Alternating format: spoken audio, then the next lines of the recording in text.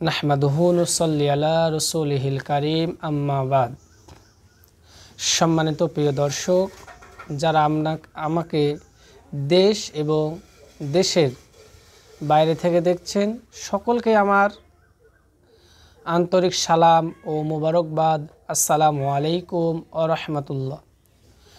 সম্মানিত প্রিয় দর্শক, আজকে আমি আপনাদের সামনে এমন একটি অতীব গুরুত্বপূর্ণ বিষয় নিয়ে আলোকপাত করতে যাচ্ছি, যা আমাদের প্রত্যেকের জীবনে সকল সময়ে মনে রাখা অত্যাবশ্যক। আল্লাহ রব্বুল আলামিন সূরাতুল মুলকের প্রথম আয়াতে বলেন, তাবারাকাল্লাযী বিয়াদিহিল মুলক ওয়া হুয়া আলা কুল্লি শাইইন কদির।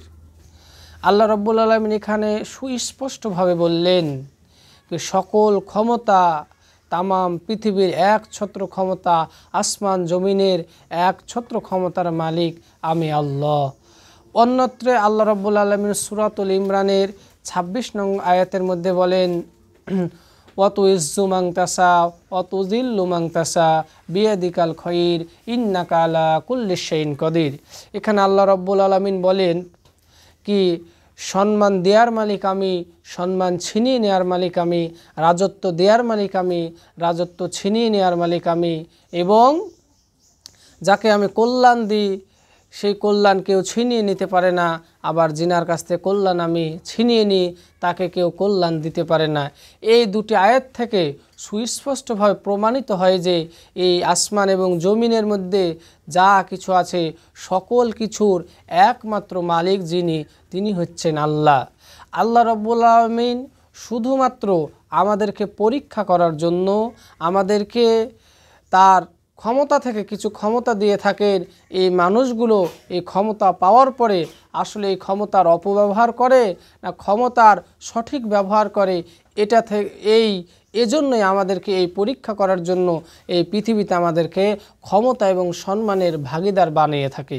সম্মানিত প্রিয় উপস্থিতি, আমরা যদি পৃথিবীর ইতিহাসকে তালাশ করে দেখি, এই পৃথিবী কাঁপানো যে বাদশাগুলো ছিল, ফেরাউন, নমরুদ, সাদ্দাত, এদেরকে আল্লাহ রব্বুল আলামিন এতটাই ক্ষমতা দিয়েছিলেন, কিন্তু এই ক্ষমতা পাওয়ার পরে তারা এমনভাবে ক্ষমতার অপব্যবহার করেন, তারা এত অহংকারী হয়ে উঠেছিল, এত দাম্ভিকতায় তারা পরিপূর্ণ হয়ে গেছিল যে আল্লাহ রব্বুল আলামিন তাদের শেষ পরিণতি এত অপমানজনক, এত লজ্জাজনক, এত ভয়ঙ্করজনক করেছে, যা গোটা পৃথিবীর কাছে আজকেও একটি কলঙ্কময় অধ্যায় হিসাবে পরিগণিত হয়ে আসছে।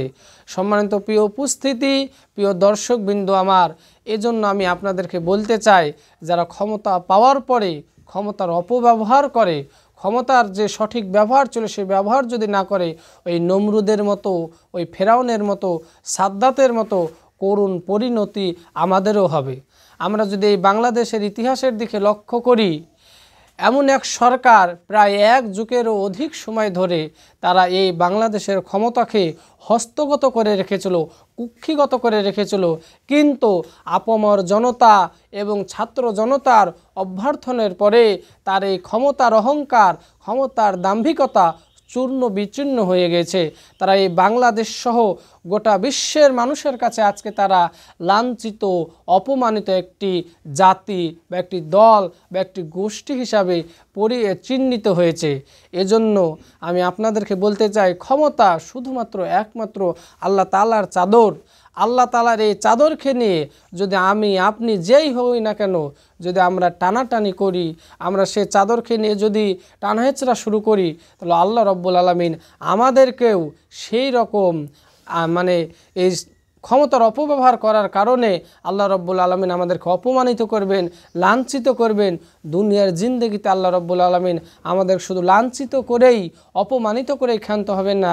আল্লাহ রব্বুল আলামিন এই হাদিসের শেষ অংশে আল্লাহ রাসূল জনাবি মুহাম্মদ রাসূলুল্লাহ সাল্লাল্লাহু আলাইহি সাল্লাম বলেন, এই আল্লাহর এই অহংকারের এই চাদরকে, আল্লাহর এই গর্বের এই চাদরকে যদি আমরা কেউ টানাটানি করি, এই টানাটানির ফলস্বরূপ আল্লাহ রব্বুল আলামিন তিনাকে চিরকালের জন্য চিরস্থায়ীভাবে জাহান্নামের মধ্যে প্রেরিত করবে।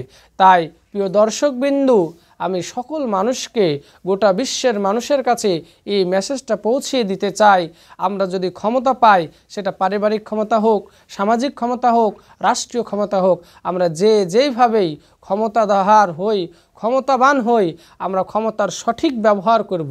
ক্ষমতার যেই নিয়মগুলি আছে আল্লাহ এবং আল্লাহর রাসূলের সন্তুষ্টিতে সেই ক্ষমতার সুষম বন্টন করব, যার মাধ্যমে আপনি দুনিয়াতে কল্যাণ হবে, পরকালে আপনি আল্লাহ তাআলার সেই মুসিবতের দিন নাজাত পেয়ে আপনার চিরস্থায়ী ঠিকানা জান্নাত হয়ে যেতে পারে। তাই আমরা এই বাংলাদেশ সহ গোটা বিশ্বের ইতিহাস থেকে আমরা যে শিক্ষাটা নিলাম, যে ব্যক্তি, যেই গোষ্ঠী বা যেই জাতি এই ক্ষমতার অপব্যবহার করে, ক্ষমতাকে নিয়ে যারা তাদের কুক্ষিগত করে রাখতে চায়, তাদের নিজেদের স্বার্থে, তাদের দলের বৃহৎ স্বার্থে এই ক্ষমতাকে ব্যবহার করতে চায়, আজ নয় কাল, কাল নয় তার পরের দিন, একদিন অবশ্যই তাকে এই ক্ষমতার অপব্যবহার করার জন্য এই জাতির কাছে, দেশের কাছে, বিশ্বের কাছে তাকে অপমানিত হতে হবে, লাঞ্ছিত হতে হবে।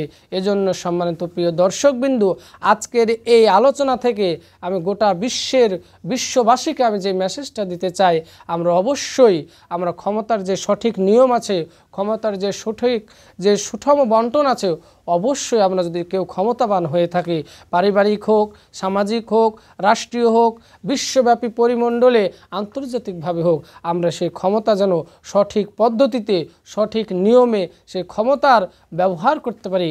আল্লাহ রাব্বুল আলামিন আমাদের সকলকে সেই তৌফিক দান করুক এবং ইহকাল পরকাল উভয় জগতে আমাদের জন্য যে কল্যাণকর বিষয়গুলি আছে সেগুলো আল্লাহ রাব্বুল আলামিন আমাদের সকলকে দান করুক। এই বলে আজকের এই সংক্ষিপ্ত কথা, আজকের এই সংক্ষিপ্ত আলোচনা শেষ করছি। ওয়া আখিরু দাওয়ানা আলহামদুলিল্লাহি রাব্বিল আলামিন। আসসালামু আলাইকুম ওয়া রাহমাতুল্লাহ।